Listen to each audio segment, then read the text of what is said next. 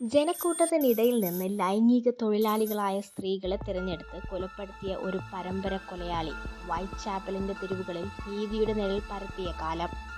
കൊലപാതകി സ്ത്രീയോ പുരുഷനോ എന്ന് വ്യക്തമല്ല. കെട്ടുകഥകളും ക്രൂരമായ കൊലപാതകങ്ങളും ബാക്കിയാക്കിയ കൊലയാളിക്ക് അക്കാലത്ത് മാധ്യമങ്ങൾ നൽകിയ പേര് ജാക്ക് ദ റിപ്പർ എന്നായിരുന്നു. തുകൽക്കോട്ടുകാരൻ, വൈറ്റ് ചാപ്പൽ മർഡറർ തുടങ്ങിയ പേരുകളിലും ജാക്ക് ദ റിപ്പർ അറിയപ്പെട്ടിരുന്നു. 1888 കൊലയാളിയുടെ ക്രൂരതയ്ക്കിരയായ കാതറിൻ എഡ്ഡോസ് എന്ന യുവതിയുടെ മൃതദേഹത്തിന് സമീപത്തു നിന്ന് ലഭിച്ച സിൽക്ക് ഷോളിൽ നടത്തിയ ഫോറൻസിക് പരിശോധനയുടെ അടിസ്ഥാനത്തിൽ കൊലയാളിയെ സംബന്ധിച്ച വിവരങ്ങൾ സമീപകാലത്ത് പുറത്തു വന്നതും വലിയ രീതിയിൽ ചർച്ചയായിരുന്നു.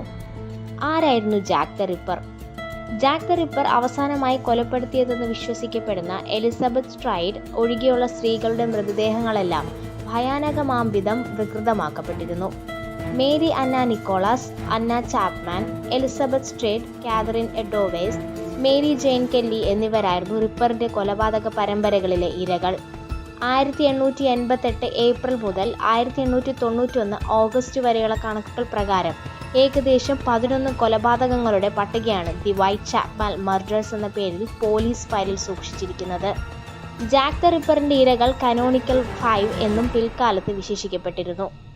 1888 ഓഗസ്റ്റ് 31 വൈറ്റ് ചാപ്പലിലെ ബെക്സ് റോയിലെ ഗേറ്റ്വേയിൽ നിന്നും വെട്ടിമുറിച്ച് വികലമാക്കപ്പെട്ട നിലയിലുള്ള മൃതദേഹം പോലീസ് കണ്ടെത്തുന്നത്. തിരിച്ചറിയാനാകാത്ത വിധം അത് അറുത്തുമുറിക്കപ്പെട്ടിരുന്നു. പോലീസും നാട്ടുകാരും പ്രദേശത്ത് തടിച്ചുകൂടിയെങ്കിലും മരണപ്പെട്ടയാളെ തിരിച്ചറിയാൻ സമയം ഏറെ ആവശ്യമായിരുന്നു. നീണ്ട അന്വേഷണങ്ങൾക്കൊടുവിലായിരുന്നു മൃതദേഹം മേരി ആൻ നിക്കോളസിൻ്റെതാണെന്ന് തിരിച്ചറിയുന്നത്.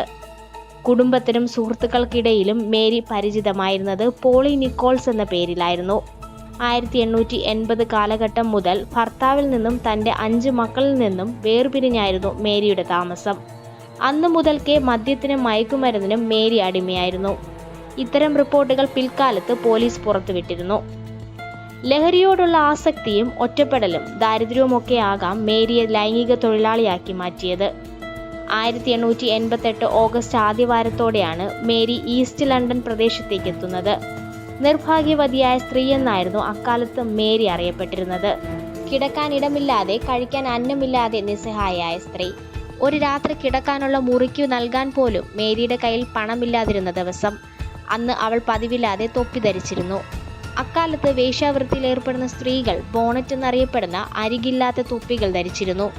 ഓഗസ്റ്റ് 31 മേരിയെ അവസാനമായി കണ്ട ഓർമ്മകൾ പിൽക്കാലത്ത് മേരിയുടെ സുഹൃത്തായ എമിലി ഹോളൻസ് പങ്കുവെക്കുന്നുണ്ട്. അന്ന് ഏകദേശം പുലർച്ചെ 2:30 കാണും. താൻ കടയിൽ നിന്ന് വീട്ടിലേക്ക് ആവശ്യമായ സാധനങ്ങൾ വാങ്ങാൻ വേണ്ടി ഇറങ്ങിയതായിരുന്നു. വൈറ്റ് ചാപ്പൽ ജംഗ്ഷനിലുള്ള കടയിൽ വെച്ച് മേരിയെ കണ്ടുമുട്ടി. അവൾ മദ്യപിച്ച് ലക്കുകെട്ട നിലയിലായിരുന്നു. താമസമുറിക്ക് ആവശ്യമായ പണത്തിന്റെ 3 ഇരട്ടി സമ്പാദിച്ചെന്നും എന്നാൽ അതെല്ലാം ചെലവായി പോയുമെന്നൊക്കെ മേരി വീമ്പ് പറയുന്നുണ്ടായിരുന്നു.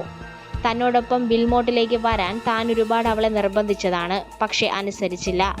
ജീവിതത്തിൽ ഇനി ഒരിക്കലും അവളെ കാണില്ല എന്നും അന്ന് താനും കരുതിയിരുന്നില്ല. ഇത്തരത്തിൽ എമിലി പറയുന്നു. അന്നേ ദിവസം 3:45 മേരിയുടെ വികൃതമാക്കപ്പെട്ട മൃതദേഹം വൈറ്റ് ചാപ്പൽ റോഡിന് സമീപത്തെ ബെക്സ് റോയിലെ ഗേറ്റ്വേക്ക് സമീപത്ത് നിന്ന് പോലീസ് കണ്ടെടുക്കുന്നത്. ഭയാനകമാം വിധം വികൃതമാക്കപ്പെട്ടിരുന്ന മേരിയുടെ മൃതദേഹം. മേരിയുടെ കഴുത്തിൽ ആഴത്തിൽ മുറിവുണ്ടായിരുന്നുവെന്നും പോസ്റ്റ്മോർട്ടം റിപ്പോർട്ടിൽ പരാമർശിക്കുന്നുണ്ട്. തല ഉടലിൽ നിന്നും ഏറെക്കുറെ അറ്റുപോയ നിലയിലായിരുന്നുവെന്നാണ് അക്കാലത്ത് മാധ്യമങ്ങൾ റിപ്പോർട്ട് ചെയ്തിരുന്നത്. മേരിയുടെ അടിവയറ്റിലും ആഴത്തിലുള്ള മുറിവുകൾ ഉണ്ടായിരുന്നതായി കേസന്വേഷിച്ചിരുന്ന ഉദ്യോഗസ്ഥരും വെളിപ്പെടുത്തിയിരുന്നു. വളരെ രഹസ്യമായായിരുന്നു മേരിയുടെ സംസ്കാര ചടങ്ങുകൾ നടന്നത്. ഇതിനു പിന്നാലെ ഏകദേശം 48 മണിക്കൂർ സമയത്തിനുള്ളിൽ Jack the Ripper Annie Chapman എന്ന യുവതിയുടെ ജീവനും കവർന്നു. മേനർ പാർക്ക് സെമിത്തേരിയിലാണ് ആനിയുടെ ശവകുടീരം. ഏതാണ്ട് മേരിയെ പോലെ തന്നെയായിരുന്നു ആനിയുടെയും ജീവിതവും. ഭർത്താവിനെയും മക്കളെയും ഉപേക്ഷിച്ച് ആനിയും വൈറ്റ് ചാപ്പലിൽ താമസിച്ചു വരികയായിരുന്നു. മദ്യവും ലഹരിയും ആനിക്ക് ഏറെ പ്രിയപ്പെട്ടതായിരുന്നു. തുണിയിൽ തുന്നൽ പണികളും മറ്റുമായി ജീവിത ചെലവിനുള്ള വഴി ആനി കണ്ടെത്തിയിരുന്നു. September 8 Annie കൊല്ലപ്പെടുന്നത്. മേരിയുടേതിന് സമാനമായ മുറിവുകളായിരുന്നു ആനിയുടെ ശരീരത്തിലും കണ്ടെത്തിയത്. ഇരുവരും കൊല്ലപ്പെട്ടത് താമസ സ്ഥലത്ത് പണം നൽകാനില്ലാതായതോടെ ലൈംഗിക തൊഴിലാളിയാക്കപ്പെട്ടതിന് പിന്നാലെയാണെന്നതും അക്കാലത്ത് മാധ്യമങ്ങൾ ചർച്ച ചെയ്തു. ആനിക്ക് പിന്നാലെ എലിസബത്ത് സ്ട്രൈഡ് എന്ന 47-കാരിയും കൊല്ലപ്പെട്ടു. ഇവരായിരുന്നു ജാക്ക് ദി റിപ്പറിന്റെ കഥയിലെ 3-ാം ഇര. ജാക്ക് റിപ്പറിൻ്റേതെന്ന് സംശയിക്കപ്പെടുന്ന തെളിവുകൾ ലഭിക്കുന്നതും എലിസബത്ത് സ്ട്രൈഡിന്റെ മരണത്തോടെയാണ്. കൊല്ലപ്പെടുന്ന ദിവസം എലിസബത്ത് വളരെ സന്തോഷത്തിലായിരുന്നുവെന്ന് അവരോടൊപ്പം ഹോട്ടലിൽ ജോലി ചെയ്യുന്ന സുഹൃത്തുക്കൾ പറയുന്നുണ്ട്. അന്ന് രാത്രി എലിസബത്തിനെ ഡെഡ്ഫീൽഡ്സ് യാർഡിന് സമീപം ഒരു പുരുഷനോടൊപ്പം കണ്ടവരുണ്ട്. ഇരുവരും സൗഹൃദത്തിൽ സംസാരിക്കുന്നതും അടുത്തിടപഴകുന്നതും കണ്ടവർക്ക് അയാളിൽ സംശയവും തോന്നിയിരുന്നില്ല. പിറ്റേ ദിവസം പുലർച്ചെയായിരുന്നു എലിസബത്തിന്റെ മൃതദേഹം ലഭിക്കുന്നത്. മരണപ്പെടുന്നതിനു മുൻപ് എലിസബത്തിനൊപ്പം കണ്ടയാളെക്കുറിച്ച് എല്ലാവരും ഒരേ സ്വരത്തിൽ മൊഴി നൽകി. അയാൾക്ക് കറുത്ത നിറമായിരുന്നു, 5 അടിയിലധികം ഉയരം, കുറ്റിമീശ, കറുത്ത ജാക്കറ്റും പ്രത്യേക രീതിയിലുള്ള തൊപ്പിയുമായിരുന്നു വേഷം. പോലീസ് അന്വേഷണം ഊർജിതമാക്കിയെങ്കിലും എലിസബത്തിന് പിന്നാലെ അടുത്തയാളെയും ജാക്ക് ദി റിപ്പർ കൊലപ്പെടുത്തി. കാതറിൻ എഡോവ്സ് എന്നായിരുന്നു അവരുടെ പേര്. ജോലി ലൈംഗിക തൊഴിലാളി. എലിസബത്തിന്റെ മൃതദേഹം കണ്ടെടുക്കുന്ന സമയത്ത് കാതറിൻ ബിഷോപ്സ്ഗേറ്റ് പോലീസ് സ്റ്റേഷനിലായിരുന്നു. തലേന്ന് രാത്രി കുടിച്ച് ലക്ക് കെട്ട് റോഡിൽ കിടന്ന ഇവരെ പോലീസ് സ്റ്റേഷനിലേക്ക് കൊണ്ടുവരികയായിരുന്നു. സ്റ്റേഷനിൽ നിന്ന് പുറത്തിറക്കി ഏകദേശം 8 മിനിറ്റ് മാത്രമായി കാണും. അതിനിടയിൽ എപ്പോഴോ അയാൾ കാതറിനെയും ഇല്ലാതാക്കി. ജാക്ക് ദി റിപ്പറിന്റെ മറ്റ് ഇരകളെക്കാൾ പ്രായം കുറവായിരുന്നു മേരി കെല്ലിക്ക്. കൊല്ലപ്പെടുമ്പോൾ അവൾക്ക് പ്രായം 25 വയസ്സ്. അന്നാട്ടിൽ എല്ലാവർക്കും പ്രിയങ്കരിയായിരുന്നു മേരി. വെളുത്ത നിറം, തവിട്ട് നിറത്തിലുള്ള മുടി.